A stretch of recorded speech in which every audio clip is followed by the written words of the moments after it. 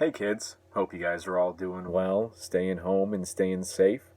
My name's Sam Martinez and I'm a wildlife biologist for New Mexico State University. And I just thought I'd come in and talk to you guys today a little bit about wildlife biology and what it means, what we do, and all the cool animals that we get to work with. Because I think that if you guys get outside a little bit more and maybe experience a little bit more out in the wild, you'll see how cool it is and all the fun that you guys can have. So, let me start off by saying I'm from Albuquerque, and I'm a little north of where you guys are at there in the El Paso, Las Cruces areas, and I went to school at New Mexico State University at NMSU for wildlife biology. Right now, I am a wildlife biologist working for Game and Fish here in New Mexico to work with elk and some other species. Kind of overall what we do is we research and we want to understand what's happening with wild animals in the wild. We don't see them a lot, they move around at night, they don't like to be seen, they don't want people knowing their business. So we don't always understand what they're doing, where they're doing it, or what's happening to them. So we always want to investigate that further to try and get a better understanding of what's happening with them. That way they can be healthy, just like how we all want to be right now, and we can have plenty of animals to go out and enjoy and look at in the wild. Because it's a lot of fun, and having animals to look at in a prairie or where there's plenty of grass makes it all that much more enjoyable when you guys are out there for a day, or maybe for, depending on where you live at. So I'm going to start off talking to you guys about coyotes today. That's what this guy is right here. This is something that I've picked up along the way in my career. I picked this guy up earlier this year. Just found it out in the field, cleaned it up a little bit, and that's what we have here today. So this is the skull of the coyote, and coyotes are dog-like critters, big ears, big bushy tail, kind of cute if you ever saw them, but don't get too close because they can be real mean, probably like your neighbor's cat when they come around and they don't want to be touched by anybody.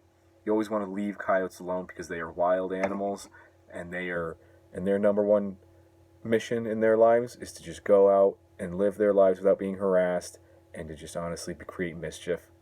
That they do like to do a lot of that. So I'll talk to you guys kind of about the traits that coyotes have and how it affects them in their lives and the reason why they have them. So if you look at it, so see, this is the coyote. Oh, this is the jawbone, and this is the top, this is the skull itself, and this is the jawbone. So if you kind of look at it, coyotes have a lot of cool features that enable them to do the things that they do daily more efficiently, better. You kind of look at it. So they have a very long snout, right?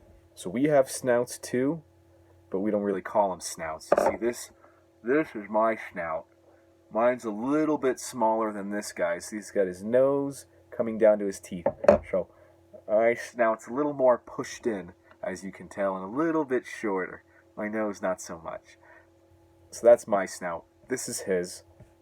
So this tells you, based on his snout, that he is an animal that is very scent-oriented, because he's got all those tissues and membranes in there that help him smell all the better. That way, when somebody takes a Hot Pocket out of the microwave, and his mouth's probably watering over a mile away, because, who doesn't? So he has all these receptors that let him smell better, whether it be food, anything really. Food, other coyotes that he's looking for, these things, this long snout really comes in handy. You can tell that he's more scent-oriented because of the long snout, instead of vision. He doesn't rely on his vision as much. These are his eyes, and the eyes are a little bit smaller in compared to the skull than compared to the rest of the skull. If this was a bobcat, bobcat's pretty much just like a wild house cat that you guys would probably, I'm sure you'll never see them because they're pretty elusive, but if this was a bobcat, his would be much shorter and bigger eyes. So this guy has much smaller eyes, longer snout, because he relies on scent. More about this guy is if you look at his teeth, right? He's got big teeth. These are called canines, which he uses to grab and pull and do whatever he needs to do and play and just look cool, right? So these are our canines, much smaller, not nearly as cool. And so kind of like how we use forks and knives, this guy uses his teeth, and more specifically the canines. Because, we have hands. These guys don't have hands. They walk on their little paws to try and get around, and they rely very heavily on their mouth. So in order to carry things and to pull and grab, they have these big canines to do that. So these are pretty important because for the things that they eat, they're not already made like how we all like and know, like a cheeseburger from McDonald's where we can just pick it up and just start biting it. This guy has to be going out, getting his own food, and kind of essentially preparing his own food by getting it away from whatever it's attached to. So these are very important to him. They also have these big molars here. See? Those are big and sharp. That way, whenever he's eating it, he can kind of crush it and eat it easier, like how we like to do, whether it be popcorn or potato chips or my personal favorite of hot Cheetos. Delicious. The molars are key for this guy. They give him plenty of power. And speaking of power for this skull, the power of the bite for an animal comes from the number of muscles that are attached to the jaw. So you can look and you can get an idea of how powerful this guy's bite is just by looking at it. So muscles start attached up here at the top of the skull, right here along this ridge, and they attach all along here, right? And they come down and they attach here at the side of the cheek, allowing for that bite to occur. That's the movement. The muscles pull up here and they pull the jaw open and close. And the number of muscles that he has makes for the more powerful bite.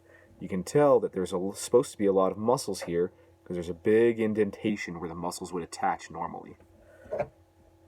So that powerful bite lets him do everything that he needs to do to eat and just be a coyote. If you guys have never seen a coyote before, like I said, maybe go online, check them out. Coyote. I wish I had a picture or something for you guys here, but it's hard to have a coyote sitting here in my lap without it licking my face or biting my throat. So check them out, guys. They're pretty cool, but don't ever get too close because they are dangerous and they are wild animals. You're better off just looking at them. Okay. So that's pretty much the main features of this skull that I wanted to talk about. They're the most critical: the teeth, the snout, the eyes, and the jaw for the bite. They're pretty cool critters, and they all have their own, whether it be a coyote or a wolf or any other animal, maybe it be an elk. Each animal has attributes. It has attributes that help it do what it needs to do in its daily life. So those vary from animal to animal. So now that I've touched on the skull, I just want to let you guys know, thank you so much for giving me your time. And if you guys ever have any questions, please let me know. I'm sure you guys will be hearing from me again. I'd love to talk to you as much as I possibly can about all the things that happen in the realm of wildlife and how cool they can be. So I'll see you guys next time. Thank you. Don't have too much fun out there. Stay safe.